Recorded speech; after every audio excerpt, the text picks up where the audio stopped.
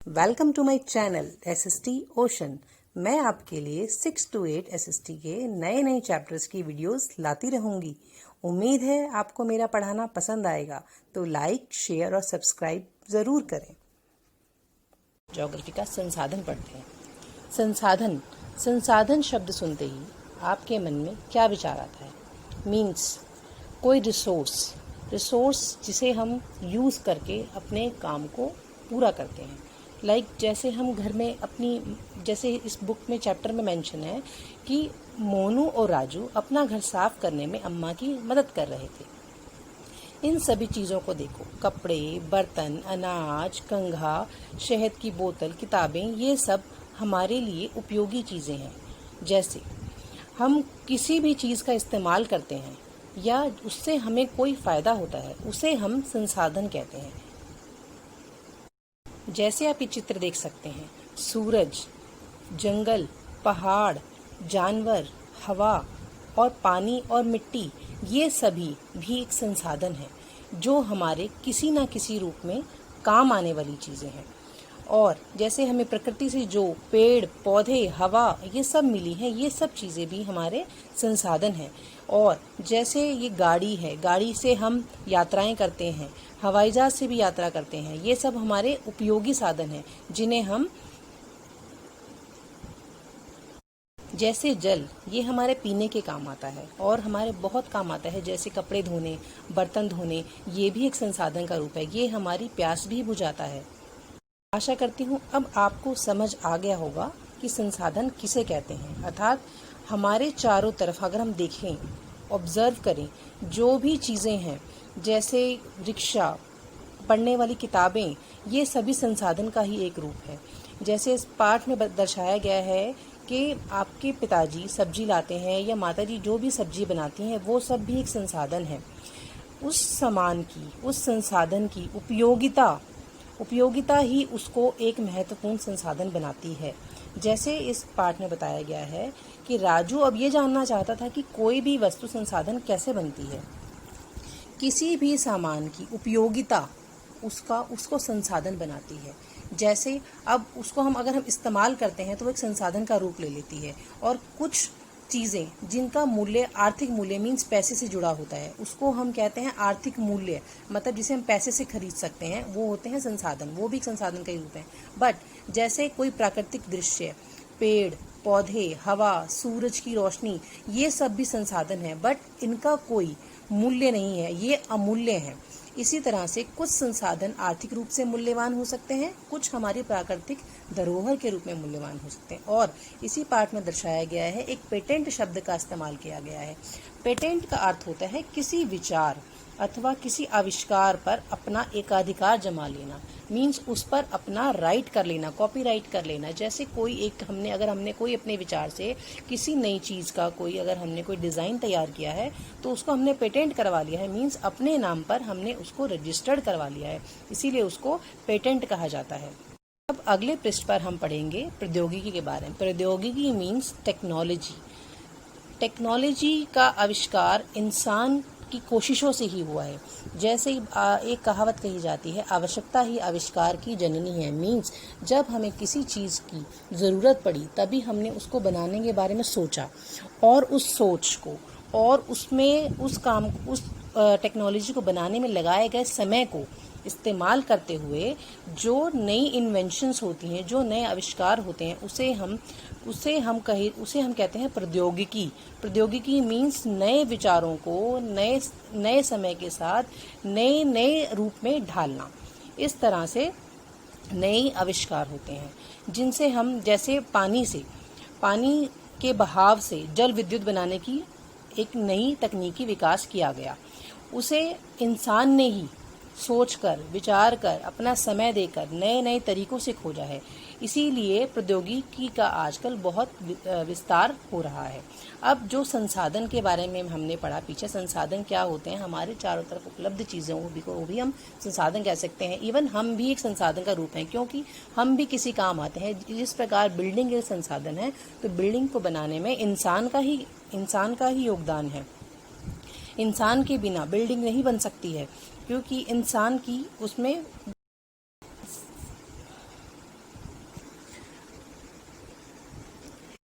अब हम पढ़ेंगे संसाधनों के प्रकार। संसाधनों के प्रकार, पहला प्रकार है प्राकृतिक संसाधन। मीन्स जो हमें प्राकृतिक रूप से मिली हुई हैं चीज़ें, उन्हें हम प्राकृतिक संसाधन कहते हैं। जैसे हम जिस हवा में सांस लेते हैं, झीलों का पानी, नदियों का पानी, मिट्टी और खनिज, सभी प्राकृतिक संसाधन। इन संसाधनों में से बहुत से प्रकृति के निःशुल्क उपहार हैं। मीन्स हमें मुफ्त में दिए गए उपहार हैं जो हम सीधे ही यूज़ कर सकते हैं। मतलब अगर हमें सांस लेनी है तो हमें उसके लिए कोई मशीनरी की ज़रूरत नहीं है। अगर हमें पानी पीना है तो उसके लिए भी अभी हमें कोई मशीनरी की ज़रूरत है। हम पानी को डायरेक्ट पी सकते हैं और सांस को भी हम डायरेक्ट ले सकते हैं। बट जहाँ इन चीज़ों में इंसान का आविष्कार, इंसान का कुछ उसमें विकास करना, कोई नई इन्वेंशन करना जोड़ दिया जाता है, तब वो मानव संसाधन बन जाता है, मानव रूपी संसाधन बन जाता है। लाइक अब जैसे हम पानी पीते हैं, अभी हम उसको साफ नदी से पी लेते हैं तो साफ पानी, अगर हम उसको फिल्टर करके पिएंगे तो वो एक मानवीय संसाधन बन जाएगा, वो एक मशीन बन जाएगी, वो बन जाएगा फिल्टर, जिसे हम नाम दिया जाता है।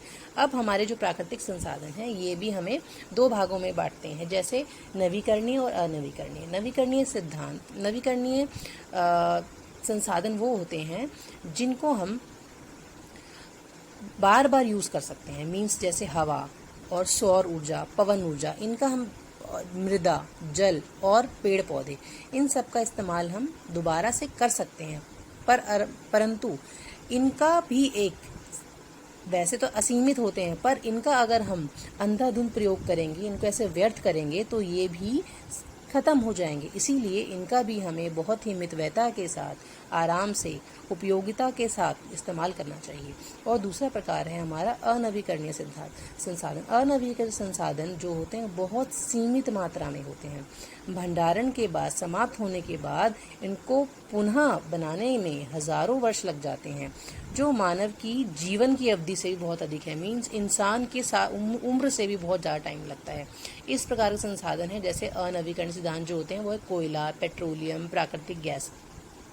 इनको अगर हम लापरवाही से इस्तेमाल करेंगे तो इनको बनने में हजारों लाखों वर्ष लग जाएंगे। इसीलिए हमें इनका बहुत सावधानी के साथ प्रयोग करना चाहिए। अब हम पढ़ेंगे मानव निर्मित संसाधन के बारे में। कभी कभी प्राकृतिक पदार्थ तब संसाधन बन जाते हैं जब उनका मूल रूप बदल दिया जाता है। जैसे लोहे को अगर जब तक आपने उस पर कुछ अपना आविष्कार नहीं किया या उसके साथ कोई छेड़छाड़ नहीं की तो वो प्राकृतिक संसाधन है। बट जैसे ही आपने उसको लोहे से सड़क बनाई, पुल बनाई, मशीन बनाए, वाहन बनाए, वो सब क्या बन गए? मानव निर्मित संसाधन। अर्थात उसमें मानव की मेहनत का योगदान लगा, इसीलिए उसे बोला गया मानव निर्मित संसाधन। इसलिए हम लोग जो प्राकृतिक संसाधनों का उपयोग करके मानव संसाधन बनाते हैं उसे हम मानव निर्मित संसाधन कहते हैं। अब चलिए हम पढ़ते हैं मानव संसाधन। लोग और अधिक संसाधन बनाने के लिए प्रकृति का सबसे अच्छा उपयोग तभी कर सकते हैं जब उनके पास ऐसा करने का ज्ञान, कौशल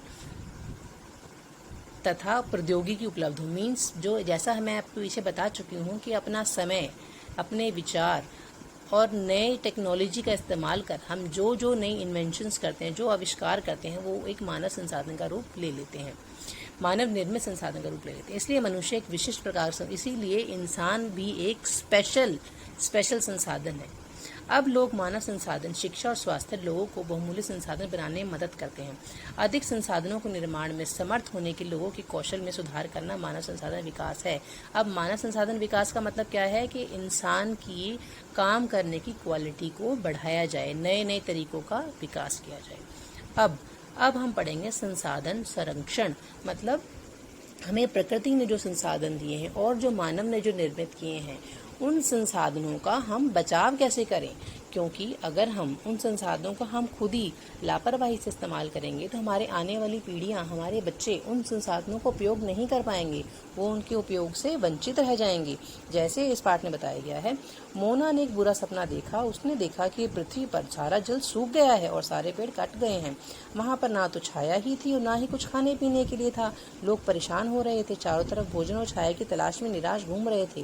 तो इस प्रकार आपको उससे समझ में आया कि अगर हमने सारा जल व्यर्थ कर दिया, सारे पेड़ काट लिए गए, कुछ भी खाने के लिए नहीं बचा, तो हमारे आने वाली पीढ़ियों का जीवन निर्वाह कैसे होगा। आप सब ये सोचेंगे तो आपको भी बहुत विचित्र लगेगा कि हम इन प्राकृतिक संसाधनों के बिना अपना जीवन निर्वाह नहीं कर सकते। इसीलिए हमें उन्हें बड़ी सावधानी से इस्तेमाल करना चाहिए। जैसे संसाधनों का उपयोग करने के लिए हमें आवश्यकता से अधिक ना इस्तेमाल करें और जितना ज़रूरत हो उतना ही इस्तेमाल करें। जिस प्रकार हम पेट्रोलियम का कैसे बचा सकते हैं उपयोग, हम जहाँ कोई पास की दूरी है वहाँ पर हम गाड़ी से ना जाकर पैदल जा सकते हैं। पानी को व्यर्थ ना करें, पानी को या उसको दोबारा से इस्तेमाल करें, उनका पुनर्चक्रण करें, जिससे उसको हम दोबारा इस्तेमाल किया जा सकता है। जैसे हम सब्जी धोते हैं, अपनी दाल वगैरह धोते हैं, उस पानी को हम पौधों में डाल सकते हैं या कपड़े धोने के लिए इस्तेमाल कर सकते हैं। और जो हमारे घर डेली समाचार पत्र आता है, इनसे लिफाफे बनाकर और कुछ पुराने कपड़ों से अपने थैले बनाकर, इस तरह से हम उन चीज़ों को दोबारा इस्तेमाल कर सकते हैं। क्योंकि अपने संसाधनों को बचाना और अपनी पृथ्वी को सजीव रखना यह एक बहुत अच्छा कार्य है और हमें अपने पर्यावरण का भी बच्चों बहुत ध्यान रखना चाहिए, क्योंकि पर्यावरण के बिना हमारा जीना संभव नहीं है।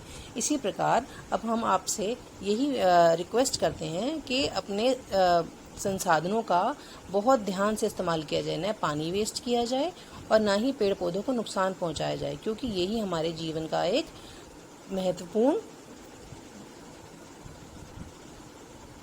भाग है। इसीलिए हमें अपने चारों तरफ के पर्यावरण का भी ध्यान रखना चाहिए। आशा करती हूँ कि आपको मेरा ये चैप्टर पढ़ाना बहुत पसंद आया होगा। अगर आपको ये चैप्टर पढ़ाना पसंद आया है तो कृपया करके आप नीचे सब्सक्राइब बटन दबा दीजिए। धन्यवाद। अगर आपको एसएसटी के किसी और चैप्टर की आवश्यकता है जो आप पढ़ना चाहते हैं मुझसे, तो आप कमेंट बॉक्स में ज़रूर लिखें।